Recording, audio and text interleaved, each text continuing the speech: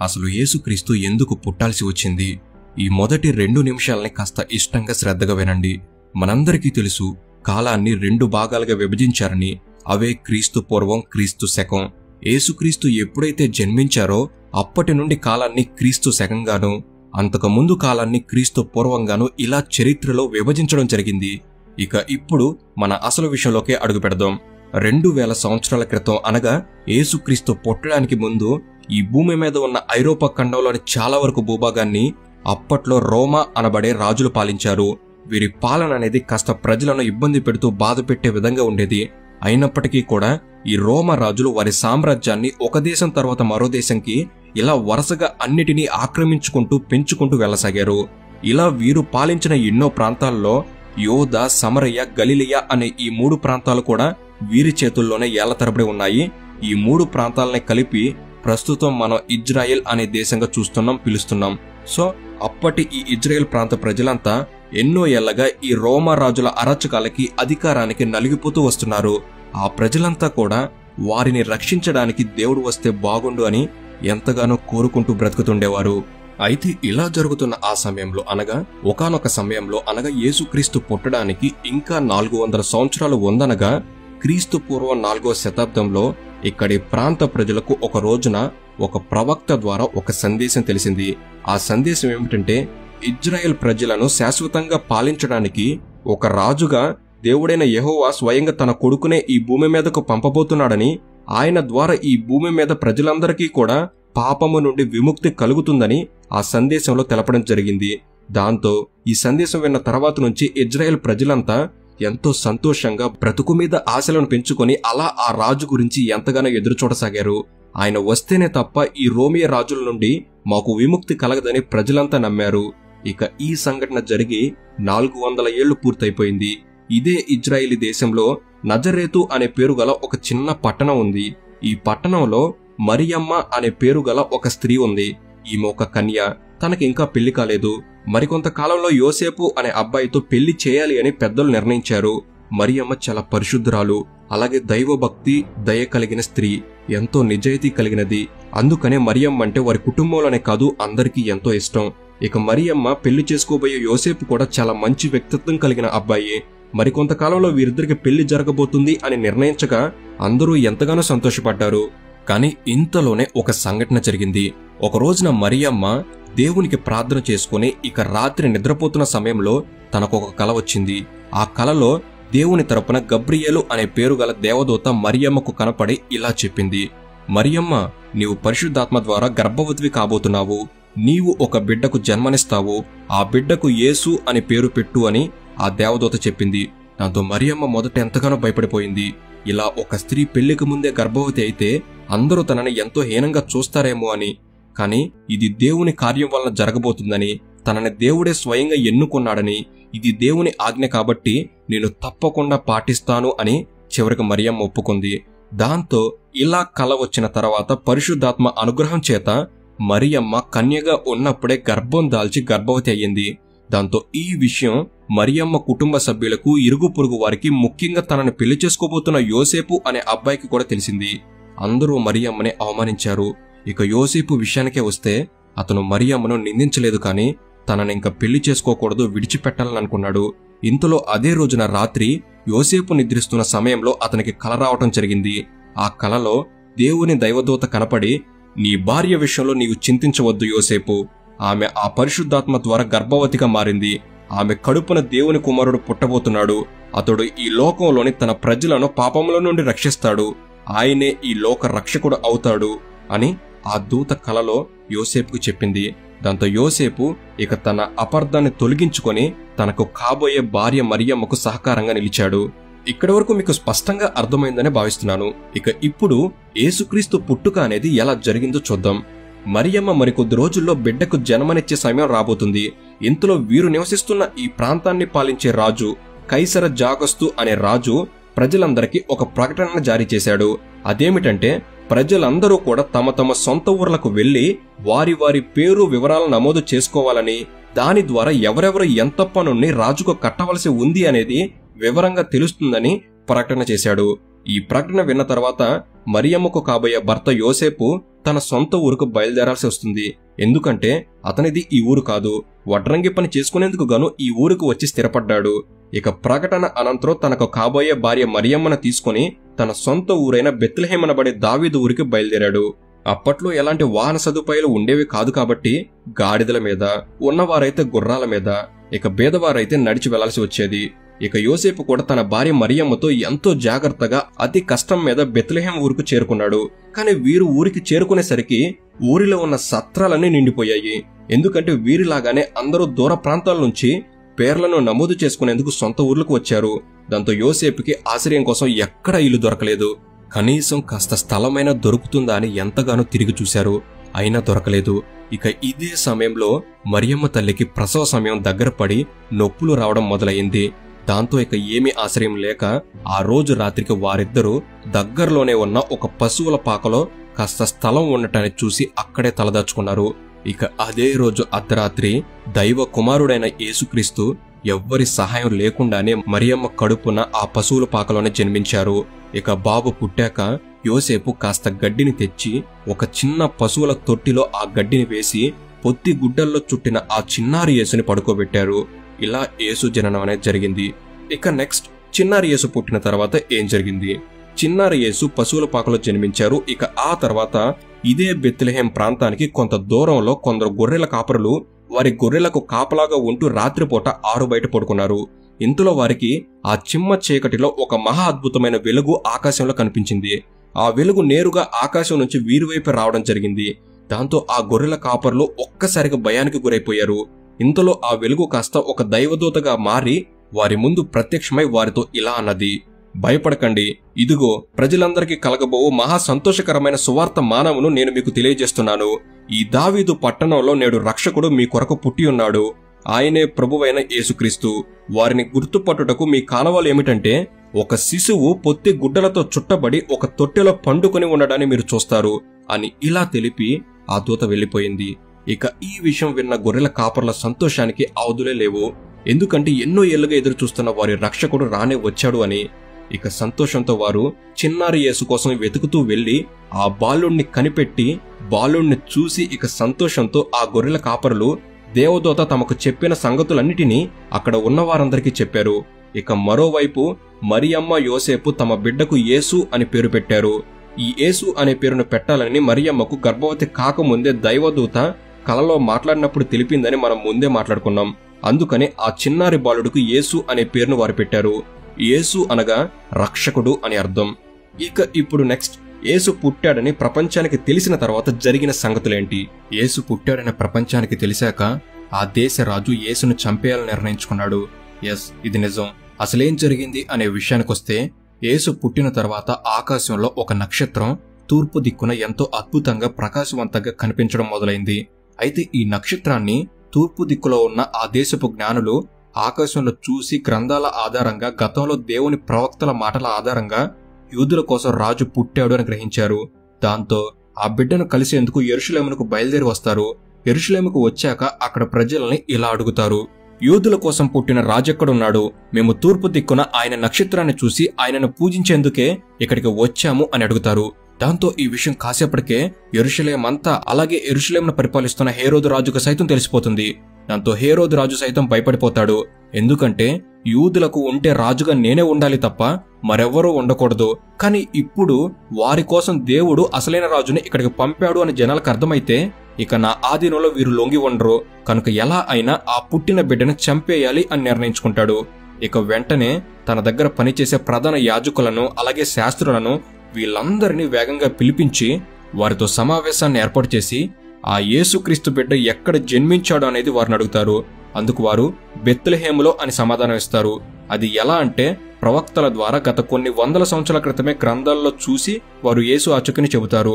ఇక మరోవైపు ఈ రాజు యేసు కోసం వచ్చిన ఆ జ్ఞానులను కూడా రహస్యంగా పిలిపించి మీకు ఆ బిడ్డ ఎక్కడ పుట్టాడో తెలిస్తే మీరు కలిశాక వచ్చి మాకు కూడా చెప్పండి, మేము కూడా వెళ్లి పూజిస్తామని కపటంగా వారితో అబద్ధమాడతాడు. అయితే హేరోదు రాజు యొక్క అసలు ఉద్దేశం ఏమిటంటే యేసు ఎక్కడ పుట్టాడో తెలుసుకుని రహస్యంగా చంపేయటం. అందుకోసం తన ఉద్దేశాన్ని తెలియనివ్వకుండా తూర్పు దేశపు జ్ఞానులను కూడా తన లక్ష్యం కోసం వాడుకోవాలని భావించి అలా వారి ముందు నటిస్తాడు. ఇక తూర్పు దేశపు జ్ఞానులు ఎట్టకేలకి తర్వాత నక్షత్రం ఆధారంగా దారిని వెతుక్కుంటూ వెళ్లి యేసు పుట్టిన చోటుకి చేరుకుంటారు. వారు బాలయేసును చూశాక మరియమ్మ తల్లి ముందు బాలయేసు ముందు సాగిలపడి గౌరవించి ఆ తర్వాత బాలయేసును పూజించి యేసు కోసం దూరం నుంచి సైతం మోసుకొచ్చిన పెట్టెలను విప్పి బంగారమును, సాంబ్రాణిని, బోలమును కానుకలుగా యేసుకు సమర్పించారు. ఇక ఆ తర్వాత వారు వారి దేశానికి తిరుగు ప్రయాణం అయ్యారు. అయితే వెళ్లేటప్పుడు హేరోదు రాజుకి యేసు ఎక్కడ పుట్టాడో వారు అడిగినట్లుగానే తెలిపి వెళ్ళాలి అని బయలుదేరతారు. కాని ఇంతలోనే అదృష్టవశాత్తు వారికి కలలో దేవుని దూత కనబడి హేరోదు వద్దకు వెళ్లవద్దని, వేరే మార్గంలో మీ దేశమునకు తిరిగి వెళ్లమని బోధిస్తుంది. దాంతో ఇక వారు అలా ఈ విషయాన్ని హేరోదు రాజుకు చెప్పకుండా వెళ్లిపోతారు. ఇక మరోవైపు దేవుని దూత యేసు తండ్రి అయిన యేసేపు కలలోకి కూడా వచ్చి హేరోదు ఇలా ఆ శిశువుని చంపాలనుకుంటున్నాడని, యేసు కోసం వెతుకుతున్నాడని, కనుక మీరు వెంటనే లేచి ఆ శిశువుని ఆయన తల్లిని వెంటబెట్టుకుని ఐగుప్తు ప్రాంతానికి వెళ్లమని, మరలా నేను మీతో చెప్పు వరకు అక్కడే ఉండమని అతనితో చెప్పింది. దాంతో దేవుని దూత మాట ప్రకారమే యోసేపు అర్ధరాత్రి వేళ నిద్రలేచి తన భార్య బిడ్డను తీసుకుని ఐగుప్తుకు బయలుదేరి ఎట్టకేలకు చేరుకుంటాడు. ఇక మరోవైపున హేరోదు రాజు ఎన్ని రోజులు ఎదురు చూసినా ఆ తూర్పు దేశపు జ్ఞానులు ఆచూకీ చెప్పేందుకు తిరిగి రాకపోవడంతో వారు తనని మోసం చేశారని గ్రహిస్తాడు. దాంతో కోపంతో తన దగ్గర అధికారుల్ని, సైనికుల్ని పిలిచి బెత్లెహేములోని దాని పరిసర ప్రాంతాల్లో 2 సంవత్సరాలు లేదా అంతకంటే తక్కువ వయసు గల ప్రతి మగపిల్లవాడిని ఇలా అందరినీ కనిపించిన వారిని చంపేయండి అని ఆజ్ఞాపించాడు. దాంతో వారు అలానే రాజ్యమంతా జల్లెడ పట్టి మరి పసిపిల్లలందరినీ చంపేశారు. ఇక ఆ రక్షకుడు వీరిలోనే ఏదో విధంగా చనిపోయి ఉంటాడు అని, ఇక నేనే రాజుని అని అనుకుంటూ కొంతకాలం హేరోదు రాజు రాజ్యం వెళ్ళి చనిపోయాడు. ఇక ఆయన స్థానంలోకి అతని కొడుకు అర్కెలాయి రాజుగా గద్దెనెక్కుతాడు. ఇక ఈ సంఘటన జరిగిన అనంతరం మరలా దేవదూత యోసేపుకు కనబడి, మీరు ఇక మీ బ్రతుకు తెరువుగా జీవిస్తున్న మీ నజరేతు ఊరికి వెళ్లి ఉండవచ్చని, ఎలాంటి భయం మీకు లేదని చెబుతుంది. దాంతో యోసేపు సంతోషంతో తన భార్య మరియమ్మని, తన బిడ్డ యేసును తీసుకుని నజరేతుకు వెళ్లిపోతారు. ఇక ఇక్కడే యేసు చిన్నతనమంతా, బాల్యమంతా నజరేతులను గడుస్తుంది. ఇక యేసు తల్లిదండ్రులు ప్రతి ఏటా పస్కా పండుగ కోసం యెరూషలేం పట్టణానికి వెళుతుంటారు. అలా యేసు కూడా తన తల్లిదండ్రులతో ప్రతి సంవత్సరం వెళుతుండేవారు. అలా యేసుకి 12 ఏళ్లు వచ్చినప్పుడు ఇలానే యెరూషలేమునకు తన తల్లిదండ్రులతో వెళ్ళాక పండుగ అయిపోయిన తర్వాత యేసు తిరిగి ఇంటికి రాకుండా అక్కడే ఉండిపోతాడు. అయితే యేసు తల్లిదండ్రులు మాత్రం యేసు వారితో పాటుగా వచ్చిన సమూహంలోనే ఉన్నాడనుకుని అక్కడి నుండి ప్రయాణం మొదలుపెట్టారు. కానీ ఒకరోజు ప్రయాణం తర్వాత కానీ అర్థం కాదు యేసు తమతో రాలేదని. దాంతో వారు భయంతో యేసు కోసం వెతకటం మొదలుపెట్టారు. అలా వారు 3 రోజుల తర్వాత మరల యెరూషలేమునకు వెళ్లి అక్కడ వెతకగా అక్కడి దేవాలయంలో బాలయేసు బోధకుల బోధనలు వింటూ వారిని అనేక ప్రశ్నలు అడుగుతూ కనపడ్డాడు. ఆయన ప్రశ్నలకి, ఆయన జ్ఞానానికి అక్కడి వారు, ఆయన తల్లిదండ్రులు కూడా చాలా ఆశ్చర్యపోయారు. ఇక ఎట్టకేలకి మరియమ్మ వచ్చి యేసుని, ఎందుకు ఇలా చేశావు, నీ గురించి మేము ఎంతగానో కంగారు పడ్డాం అని అడగగా అందుకు యేసు, నేను నా తండ్రి గారి మాట మీద, ఆయన పని మీదనే ఇక్కడ ఉన్నాను, మీరు నా గురించి కంగారు పడవద్దు అని చెబుతారు. ఎక్కడే మీరు కన్ఫ్యూజ్ అవ్వకండి. ఇక్కడ తండ్రి అనగా పైన పరలోకంలో ఉన్న యెహోవా అని అర్థం. పైన పరలోకంలో ఉన్న ఆ దేవుడే స్వయంగా తన కొడుకైన యేసుక్రీస్తుని భూమి మీద ఉన్న ప్రజల కొరకు స్వయంగా పంపారు. ఇక యేసు అలా తన చిన్నతనం నుంచి తనకు 30 ఏళ్ల వయసు వచ్చే వరకు తన గ్రామంలోనే తన తల్లిదండ్రులతో సాధారణ జీవితాన్ని గడిపాడు. ఇక తనకు 30 ఏళ్ల వయసు ఉన్నప్పుడు బాప్తిసం తీసుకున్నారు. ఆ తర్వాత 33 ఏళ్ల వయసులో తన చుట్టుపక్కల మోసపూరిత మనుషుల వలన సిలువ వేయబడి మరణించారు. అంటే ఇక్కడ మీరు గమనిస్తే యేసుక్రీస్తు ప్రజలకు సువార్తను ప్రకటించింది కేవలం 3.5 సంవత్సరాలు మాత్రమే. అంటే ఈ మధ్య కాలంలోనే యేసు యొక్క జీవితంలోని అతి ముఖ్యమైన విషయాలని మనం గమనించాల్సి ఉంది. అవేమిటనేది ఇప్పుడు సింపుల్ గా తెలుసుకుందాం. యేసుక్రీస్తు తన 30వ ఏట బాప్తిసం తీసుకుని దేవుని సువార్తను ప్రకటించడం ప్రారంభించారు. కనుక అసలు ముందుగా బాప్తిసం అంటే ఏమిటో మనం చూద్దాం. బాప్తిసం అనగా నీళ్లలో పూర్తిగా మునిగి బయటకు రావడం. ఈ బాప్తిసాన్ని నేరుగా మనంతటా మనమే తీసుకోలేం. ఒక దైవ సేవకుని ఆధ్వర్యంలో వారి ప్రార్థనలతో వారిస్తారు. ఇలా నీటిలో బాప్తిసం తీసుకోవడం అనేది ఒక వ్యక్తి తన పాప జీవితాన్ని, ప్రవర్తనని వదిలివేసి మరలా కొత్త జీవితాన్ని దేవుడి సన్నిధిలో మొదలు పెట్టేందుకు గాను మనిషి పొందే మరో అవకాశమే ఈ బాప్తిసం. యేసుక్రీస్తు బలి మీద విశ్వాసం ఉంచుతూ బాప్తిసం తీసుకోవడం ద్వారా మంచి మనస్సాక్షిని పొందే అవకాశాన్ని దేవుడు కల్పించాడు. ఆయన శిష్యులు అవ్వాలి అనుకునేవారు తప్పకుండా బాప్తిసం తీసుకోవాలని యేసు చెప్పాడు. అయితే కొన్ని చర్చిల్లో పసిపిల్లలకు బాప్తిసం ఇచ్చి, అంటే వారిపై నీళ్లు చిలకరించి లేదా తలపై నీళ్లు పోసి పేరు పెడతారు. కానీ దేవుని రాజ్య సువార్తను అర్థం చేసుకుని దాని మీద విశ్వాసం ఉంచగలిగేంత వయసు ఉన్న వాళ్ళు మాత్రమే బాప్తిసం తీసుకోవాలి. అంటే దేవుని వాక్యాన్ని విని దాన్ని అంగీకరించి పశ్చాత్తాపపడే వాళ్లే బాప్తిసం తీసుకోవాలి. పసిపిల్లలకి వీటన్నిటి గురించి తెలియదు కదా, అందుకే ఒక మనిషికి ఒక వయసు వచ్చిన తర్వాతే బాప్తిసం ఇవ్వాలి అని కూడా బైబిల్లో ఉంది. ఇక నీళ్లలో పూర్తిగా మునగకుండా నీళ్లు చిలకరించినా లేదా తల మీద పోసినా బాప్తిసం తీసుకున్నట్టేనా అంటే అది కాదనే చెప్పాలి. నిజానికి బైబిల్లో బాప్తిసం తీసుకున్న వాళ్ళందరూ నీళ్లలో పూర్తిగా మునిగి బాప్తిసం తీసుకున్నవారే. ఇక యేసు కూడా తన 30 ఏట ఇలానే నీటిలో మునిగే బాప్తిసం తీసుకున్నారు. ఇక్కడే మరికొందరికి ఒక ప్రశ్న కలగవచ్చు, యేసు ఎందుకు బాప్తిసం తీసుకున్నాడు అని. అంటే ఆయన కూడా పాపాలు చేశారా అని. నిజానికి పాపాల విషయంలో పశ్చాత్తాప పడుతున్నానని చూపించడానికి యేసు బాప్తిసం తీసుకోలేదు. తన తండ్రి ఇష్టాన్ని చేయడానికి తనను తాను అర్పించుకుంటున్నానని చూపించడానికే ఆయన బాప్తిసం తీసుకున్నారు. యేసు అప్పటి వరకు వడ్రంగి పనిచేశారు. అయితే ఇప్పుడు పరలోక తండ్రి దేనికోసమైతే తన భూమి మీదకు పంపించాడో ఆ పరిచర్యను మొదలు పెట్టాల్సిన సమయం వచ్చింది. అందుకనే తన తండ్రికి తాను అర్పించుకుంటూ బాప్తిసం తీసుకున్నారు.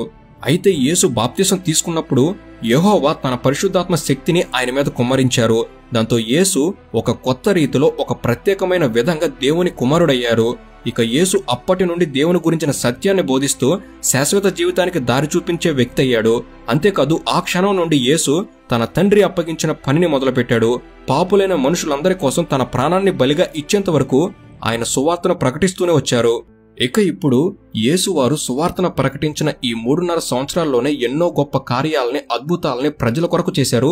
వాటిలో కొన్నిటి వరకైనా మనం చూసినట్లయితే, నెంబర్ 1, ఒకసారి తనని ఆహ్వానించిన వారి పెళ్లి విందుకు వెళ్లినప్పుడు అక్కడి పెళ్లి కూతురు తరపు వారు భోజనంలో భాగంగా తయారు చేసిన ద్రాక్షరసం అయిపోవడంతో ఎంతగానో భయపడ్డారు.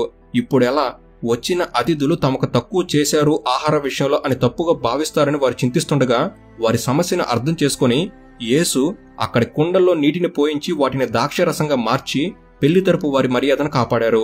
నెంబర్ 2, ఒకసారి తన బోధనలు వినేందుకు ఏకంగా 5,000 మంది పురుషులు, స్త్రీలు, పిల్లలు ఇలా అంతా కలిసి రాగా వారంతా కూడా భోజనం లేక అలమటిస్తుండగా యేసు అది గమనించి ఒక పిల్లవాడి దగ్గర ఉన్న 5 రొట్టెలు 2 చేపలను తీసుకుని వాటితో ప్రార్థన చేసి వాటి ద్వారా ఆహారాన్ని సృష్టించి 5,000 మందికి కడుపు నింపారు. అలాగే వారంతా తినగా ఇంకా 12 గంపల ఆహారం ఆ రోజున మిగిలింది. నెంబర్ 3, ఎంతో మంది ప్రజలు రోగాలతో బాధపడుతుండగా వారందరినీ బాగు చేశాడు. గుడ్డితనంతో బాధపడుతున్న వ్యక్తికి చూపునిచ్చారు. చెవిటివాడికి వెనికిడినిచ్చారు. కుష్ఠరోగంతో ఊరికి దూరంగా బాధపడుతున్న వ్యక్తికి ఆ వ్యాధిని నయం చేసి సంపూర్ణ ఆరోగ్యాన్నిచ్చాడు. అలాగే మూర్ఛ రోగాలను స్వస్థపరిచాడు. కుంటి వారిని, వికలాంగుల్ని, అంగవైకల్యం గల వారిని బాగు చేశారు.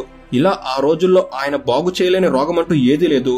బాధపడుతూ తన దగ్గరకు వచ్చిన ప్రతి వ్యక్తిని స్వస్థపరిచాడు.